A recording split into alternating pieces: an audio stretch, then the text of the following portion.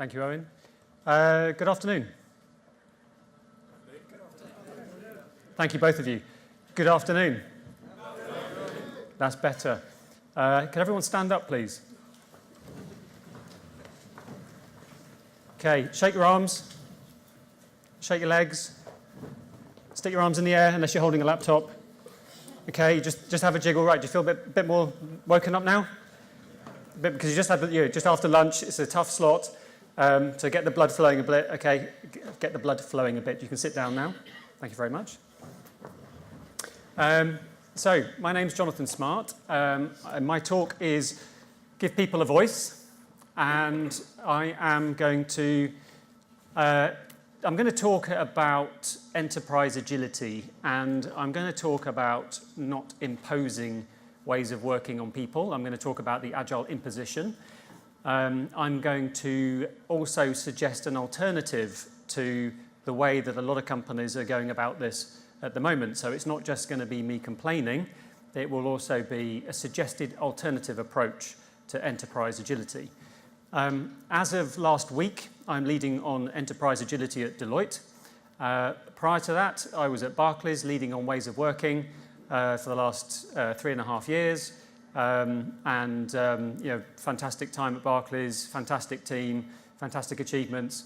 So now I'm a gamekeeper turned poacher. Prior to that, so I started out as a developer on the trading floor back in the early 90s. I've always worked in an agile manner. It was in the days when it was called lightweight processes. So for me, this is kind of back to the future. This is kind of how I've always worked in terms of agile and agility and fast feedback. So that's my background. What we're going to do today is we're going to do a bit of a role play. So this talk is a game of two halves. In the first half, I'm going to give you an example of how not to do an agile transformation. We're going to do a bit of role playing. I'm going to be David, the CEO of a fictitious company. I'm going to be specifically David Brent. And you've got to do some role playing as well. So one by one, you're all going to come up on this stage. No, you're not. I was just kidding. You're the human resources, okay? And you are intentionally called resources because you're interchangeable. And you need to exhibit learned helplessness. Is that okay? Okay, good, excellent. You're doing it already, fantastic. Great, so you've got learned helplessness and your resources. First of all, a disclaimer. So all names, characters, and incidents portrayed in this presentation are fictitious and poorly acted. No identification with actual persons, living or deceased, organizations, places, buildings, and products is intended or should be inferred in the following fictitious and frankly ludicrous scenario. I am not a trained actor, as you will soon see. So, John is walking off stage, and David, the CEO, is walking on stage.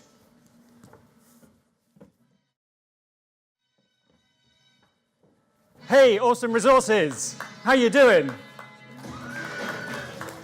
Yeah. I'm David. I'm the awesome. It's a bit loud. Turn the volume down. I'm the awesome CEO, you're the awesome resources. Welcome to the awesome town hall. Yeah. Woo. So I've got a really important announcement to tell you. I've come up with a transformation initiative, which I'm going to announce today. Unfortunately, we have had a bad year. Revenue is down. Share price is down, market share is down, sales are down. Things have not been good ever since Yangtze Inc. released the amazing walking shoe, AWS. And I think you should be disappointed. You've let yourselves down, you've let the team down, you've let the company down, but most importantly, you've let me down, the CEO. I've had to stop playing golf. I'm no longer in my villa. I want to get my life back to normal, as the BP CEO once said. So, I have a plan.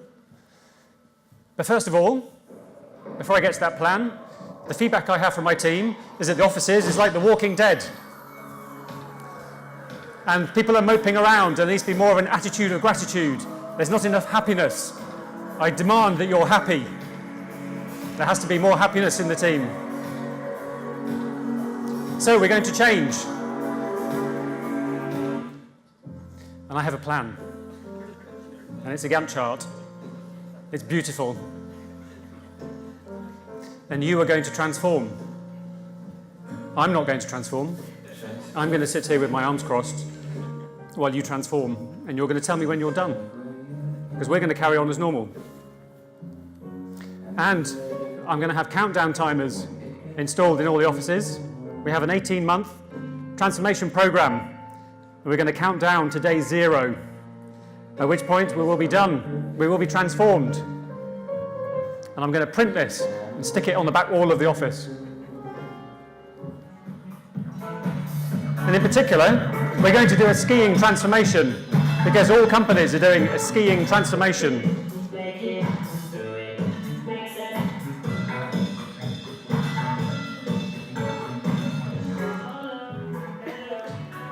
All companies are doing this, so this is what we're going to do, because if they're doing it, it must be right for us.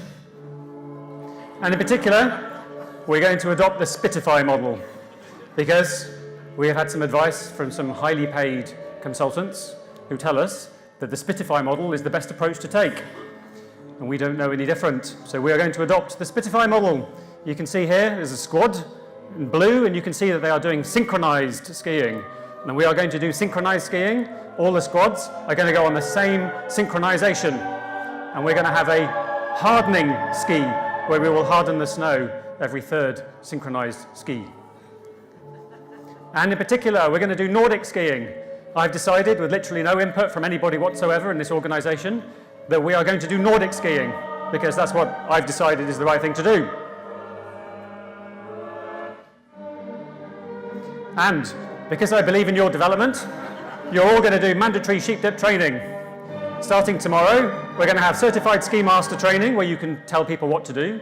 You're going to have certified piste owner training, so that you can tell people what to do. So basically nothing changes. And you can renew your certification by reading a book, watching a video, or going to a skiing conference. And I empower you to be empowered. I want to go on a snowmobile.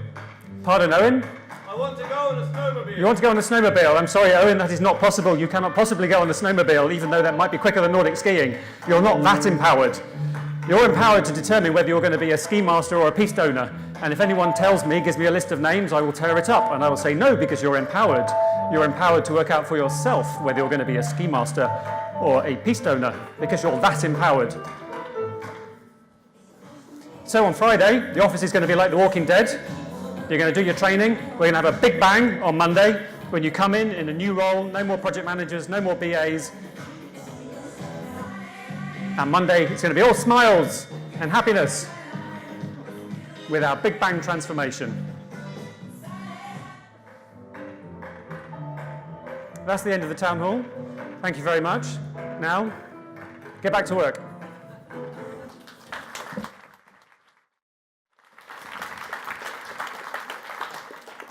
Okay, so this is John back again. How do you feel?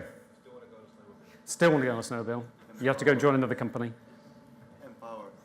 Empowered. Empowered. Excited. Excited, really.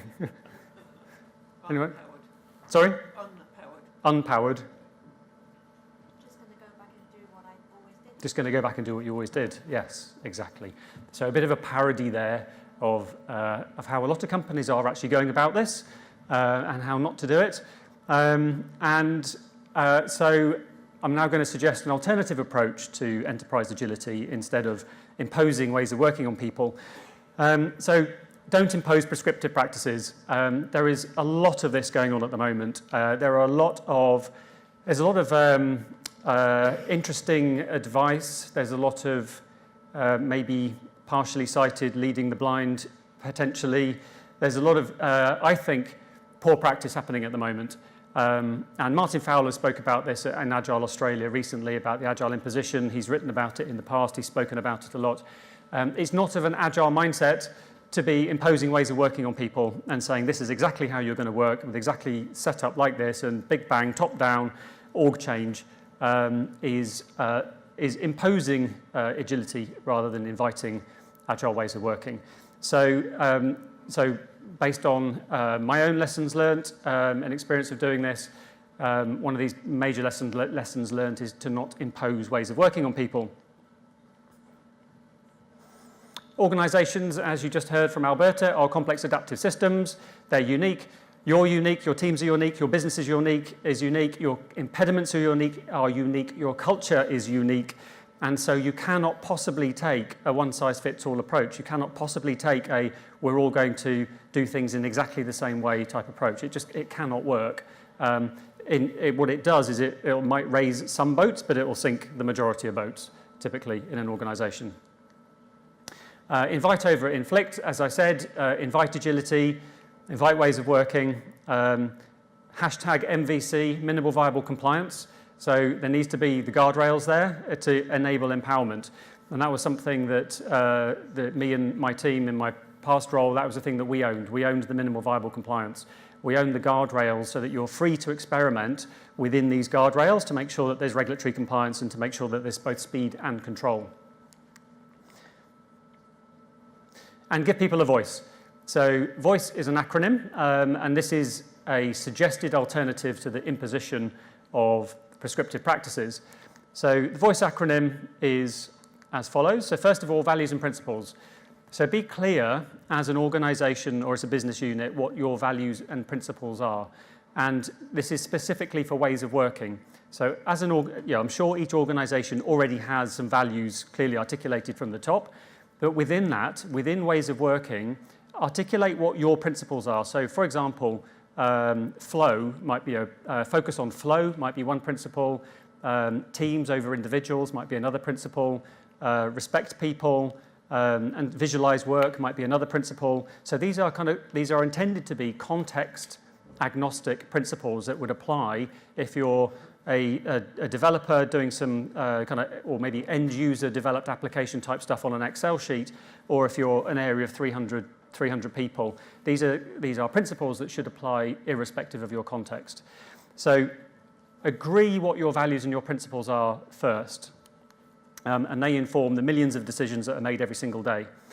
Then focus on your outcomes and your purpose. So the purpose is your why for change. Why are we doing this? And make sure that's clearly articulated.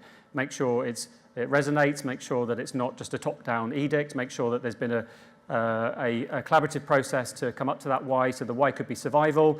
The why could be Amazon. So for a lot of companies, the why is Amazon. And Amazon announced in June or July of this year that they were buying a company called PackPill. And at that point in time, $17 billion was wiped off the value of healthcare stocks within the first 2 hours of trading. And it ended the day £13 billion down for the valuation of market of healthcare stocks. So and retail companies, high street retail companies, their why is Amazon or e-commerce. So be clear what your reason for why is. Don't just do it because other companies are doing it. Be super clear why you're doing it. And then the outcomes. Be clear on what your ways of working outcomes are, and I'm going to speak about that in a second. The I is intent-based leadership. So this is a big shift in leadership style from a traditional hierarchical command and control leadership style to intent-based leadership. Intent-based leadership, you could substitute that with servant leadership, and it's intent-based leadership is David Marquet, who wrote a book called Turn the Ship Around. He was a US nuclear Navy submarine commander. He turned the worst performing US Navy submarine around to be the best performing US Navy submarine. And in one 12-month period, he didn't issue a single command.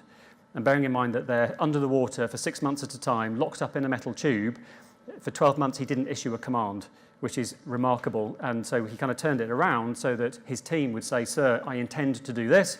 Is that okay?" He would say, "Have you checked this? Have you checked that? Yes, okay, very good. Off you go." So he really kind of turned that on his head. And David does a lot of talking on this topic now. So intent-based leadership. And on this point, the leadership team will either make it or break it. So it's crucial to get to the most senior leadership team that you can get to in an organization, because that will be the determining factor as to how far you get and how successful you will be in an organization. Coaching and support, because it's a complex adaptive system, because it's emergent, because the outcome is not known, you need ski instructors when you're learning to ski. Otherwise, you will learn with bad habits, and you might not like it, and you might fall over and get cold and give up and never go skiing again. So you need coaching and you need support. So in terms of and on cord and the team lead comes running over and says, how can I help? You need support as well. So we, which I'm going to come to in a second, we had a federated structure of centres of enablement for each business area, effectively there to remove impediments for the teams to get out of their way so the teams can deliver. And then experimentation. So once you've got everything else in place, there's just one more to add on there, which is double loop learning. So experimentation, so you've got your why is super clear, your outcomes are clear, your principles for behavior are clear, and then probe, sense, and respond. Run experiments. I've taken that from Knevin. Probe, sense, and respond. You don't know how the complex adaptive system is going to respond. The experiments are, maybe experiment is not the right word, maybe intervention is a better word because they're not reversible. So a bit like adding milk to coffee, you can't take the milk back out again. Once you've taken an action with a complex adaptive system and with people are not going to forget what you did. So you've forever done that thing. If it's whatever it is, visualizing work or whatever it is, you can't reverse them. So you kind of have to experiment forward. So this is what I'm proposing as an alternative to the imposition of a framework, or taking the way that a small Swedish, not so small now, Swedish company who have a music streaming product, the way that they maybe did or didn't do it in 2012. And on the white paper that Nyberg wrote in 2012, at the bottom there's a disclaimer which says, some teams did this at some point, but not all teams do this, and by the time you read this, this is out of date. And that was in 2012. Plus, Spotify are bleeding cash, losing something like $1 billion per annum. So they lost $50 million in the first quarter of this year. And so they're not making any money. They're not a commercial venture. They're making a lot of money for the record labels. So do you really want to copy a business model of a company that's nothing like your company and is bleeding cash? That's an interesting one. A parallel to that is the Nokia test, where Nokia had really high scores on their agile test of how agile are you, and they were super agile, but that didn't stop them going from the #1 market share to being not in the market and selling their mobile phone business to Microsoft for $1. So this is a suggested alternative. Those arrows coming back, that's double loop learning. So you've got the single loop learning and experimentation. Then as you start to progress, starting small in an organization, you then go back and you might update your outcomes and you might update your values and your principles as you become more mature and as you learn more.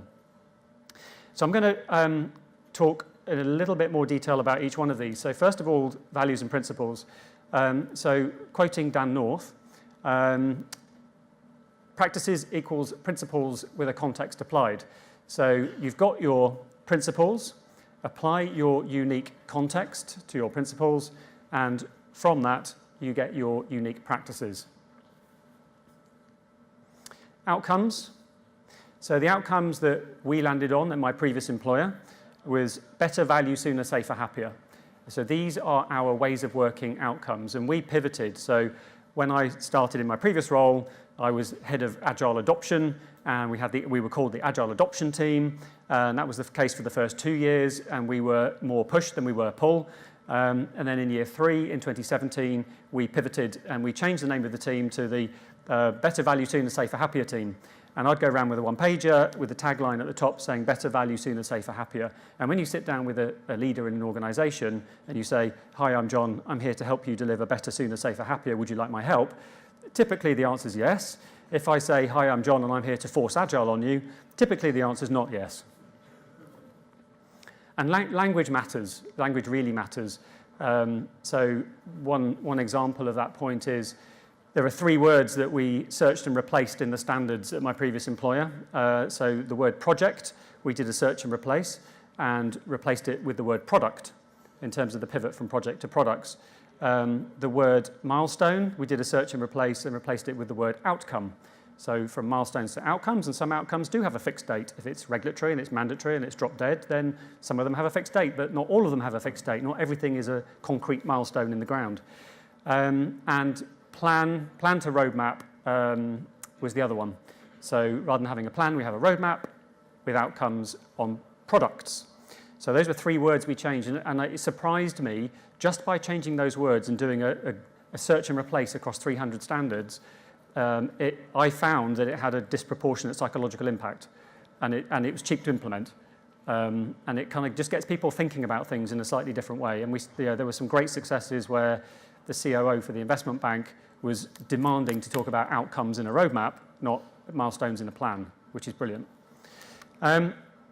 Articulated as hypotheses, so as Barry O'Reilly spoke about earlier, as Barry has spoken about a lot in the past, they're written as a hypothesis, and ideally kind of with the OKR, objectives and key results type philosophy of aim high. 100% is almost unachievable. If you achieve 60% of it, then you're doing really well. So OKRs, objectives and key results. So you've got measure 1, measure 2, measure 3, measure 4. Some of them are leading indicators, some are lagging indicators. You've got impact metrics.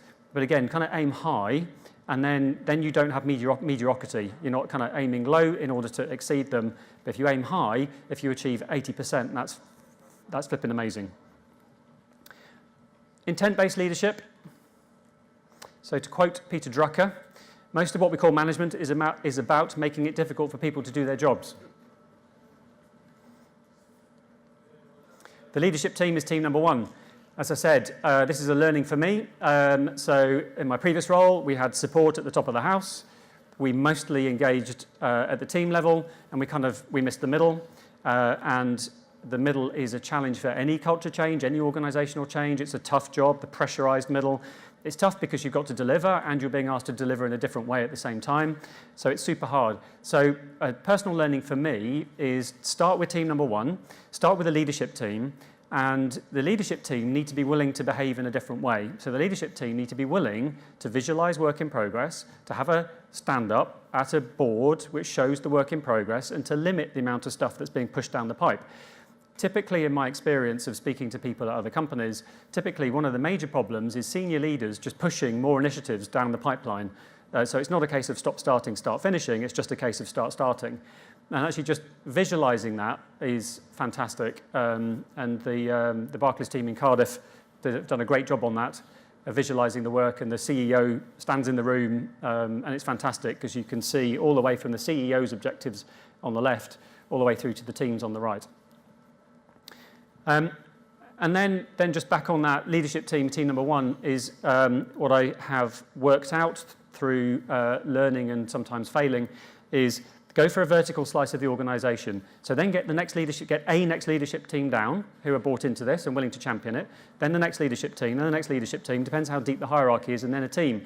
Get that working well in terms of portfolio level Kanban, limiting work in progress at multiple portfolio levels, and this team working. Nail it before you scale it, get that working, and then go sideways. And then you've got something to talk about. You're starting small, but you're not just starting small at the team level, you're doing a slice of the organization. Psychological safety clearly is critical. Project Aristotle from Google, the number 1 determinant of high-performing teams is psychological safety. The people in the team is not correlated to team performance in the study that they did. Psychological safety is the number 1. So there has to be, ideally, pick an area where there's an ability to safely fail and learn. There needs to be high alignment and high autonomy, so that the North Star, the commander's intent, needs to be crystal clear, and then the teams are empowered to work out for themselves how they achieve their outcomes, such as sooner, safer, happier, for example. Locus of control needs to be internal, and I think this is really at the crux of it for me, is around not telling people how to work. So not a case of you have to adopt Scrum or you have to adopt a Scrum scaled framework, which is revolution, not evolution, and it's pivoting roles overnight. But the locus of control is internal. So dear teams, we want you to improve on better, sooner, safer, happier. You're free to figure out how you do that. You might choose to take a Kanban method approach. You might choose to take a Scrum approach. You might choose to take a Scrum at scale approach. You know your environment best. You choose how you do that within the minimal viable compliance. And then the locus of control is internal. So it's internalized. Then psychologically there's ownership of the outcomes and ownership of improving. And at my previous employer, what we did is visualized the improvement trend of better, sooner, safer, happier over time. No targets, because targets drive the wrong behavior. But we just visualize the improvement trend. And people are free to figure it out for themselves. Now, if the locus of control is external and people are being told what to do, there's a thing called agentic state. Has anyone heard of anyone familiar with agentic state? No?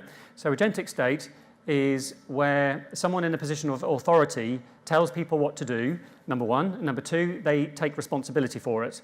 And it is scary what humans will do when someone in a position of authority tells somebody what to do and takes responsibility for it. Is anyone familiar with the Milgram experiments? Yes, about 5 or 6 people, 7 people. So the Milgram experiments, a complete stranger administers an electric shock to another complete stranger every time they get a question wrong. The person who's getting the electric shock is part of the experiment and is inside the experiment. There's someone wearing a white coat who's the person in authority. The person who's administering the electric shock is the subject of the experiment. And the person on the electric chair deliberately answers the questions wrong, and the subject of the experiment has to administer an ever-increasing electric shock to a complete stranger. And the person in the white coat has an ever-increasing list of things they say to that person in terms of urgency and importance of, you must do this is not negotiable. For those of you that are not familiar with this experiment, what percentage of people do you think administer a fatal electric shock to the person in the electric chair?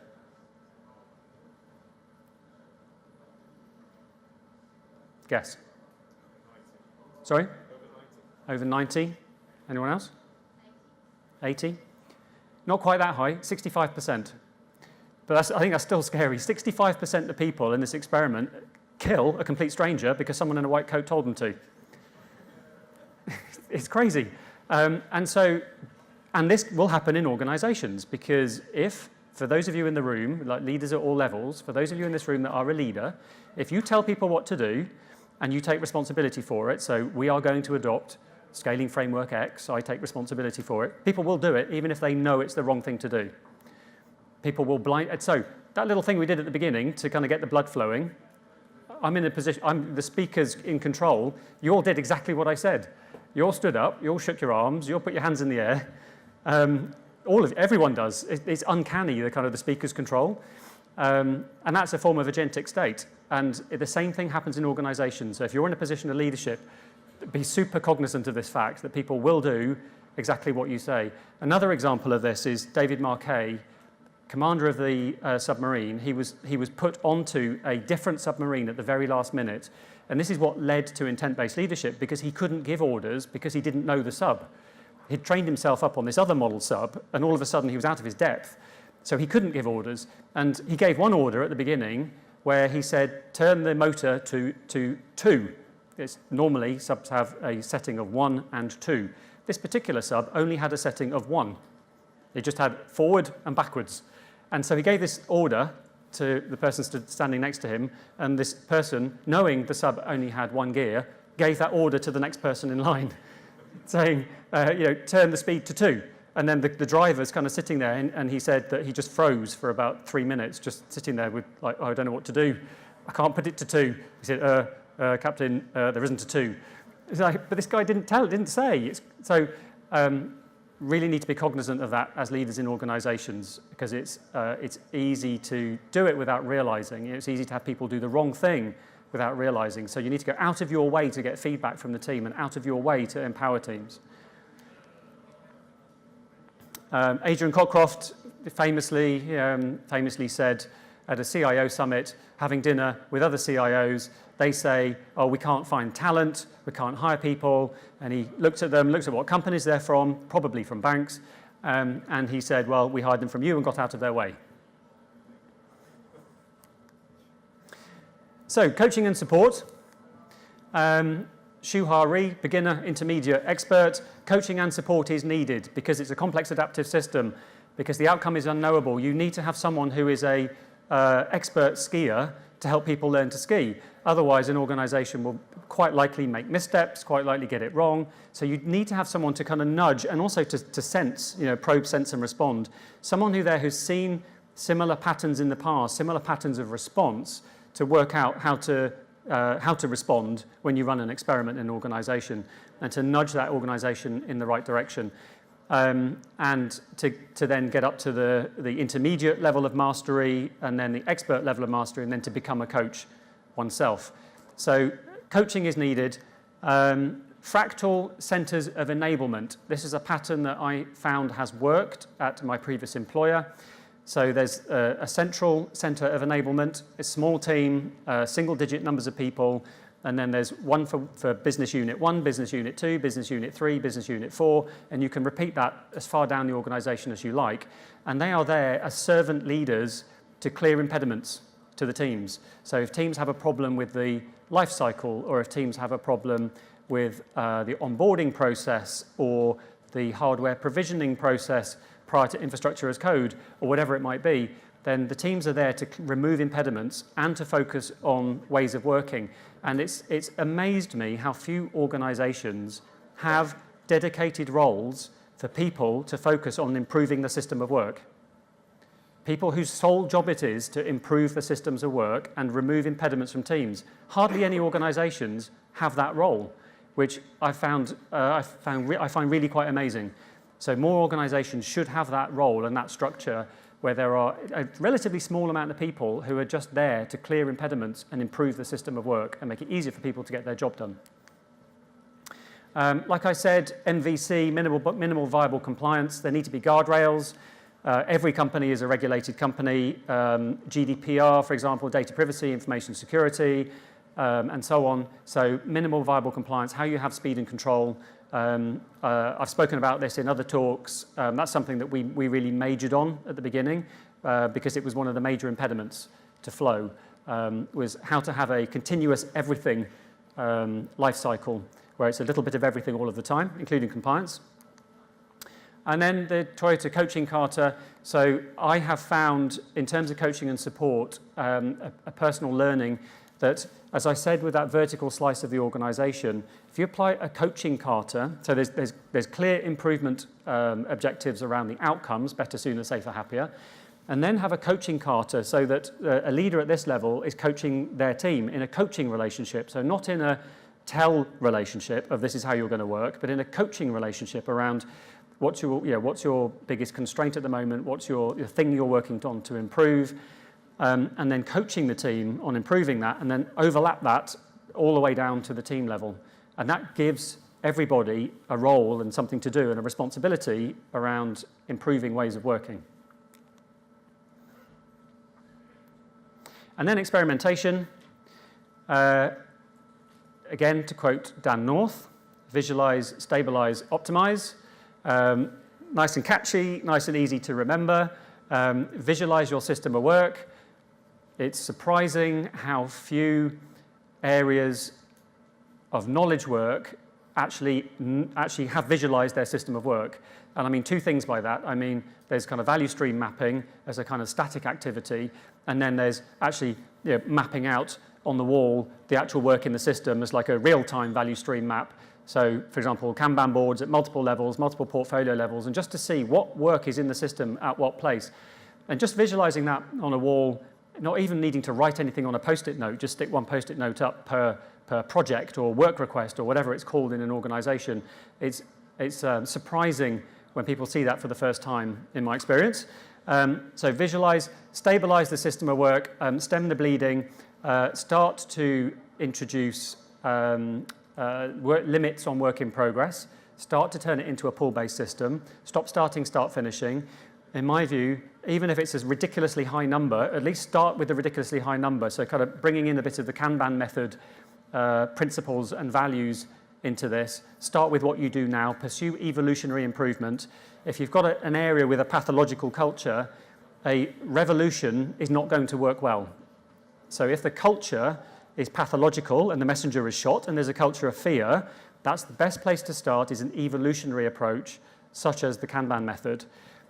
If you've got a generative culture where messengers are not shot and people can fail safely and it's viewed as learning, then you can be a little bit more experimental, a little bit more revolutionary in the approach there, again, starting small.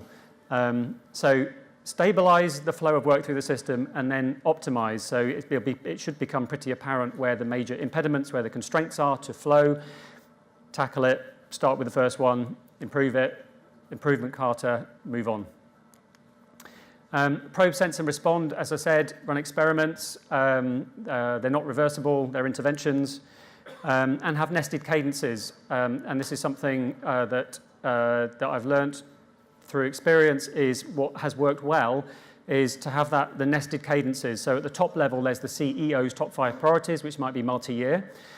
Then there are portfolio initiatives which are within the calendar year. Then there's quarterly-based business outcomes. Within that, there's monthly-based features which are shipped, they're slices of value shipped to production.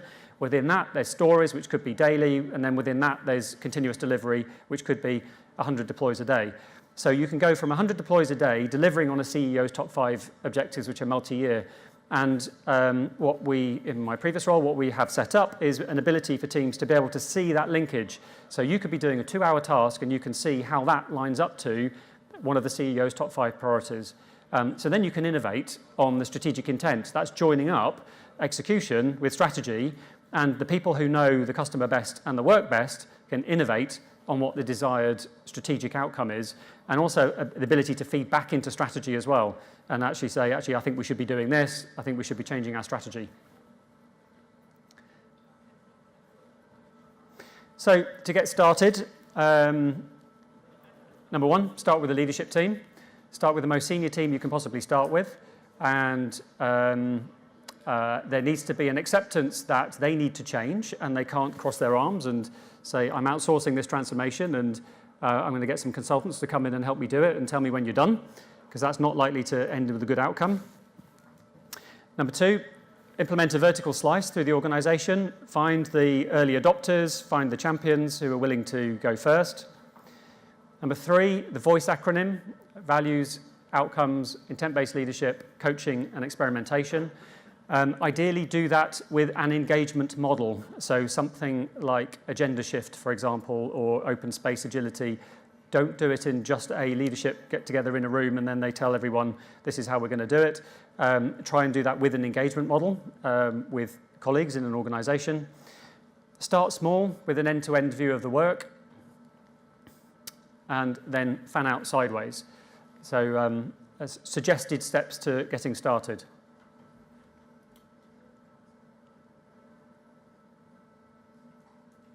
Just going to wait for some of the phones to... Here we go.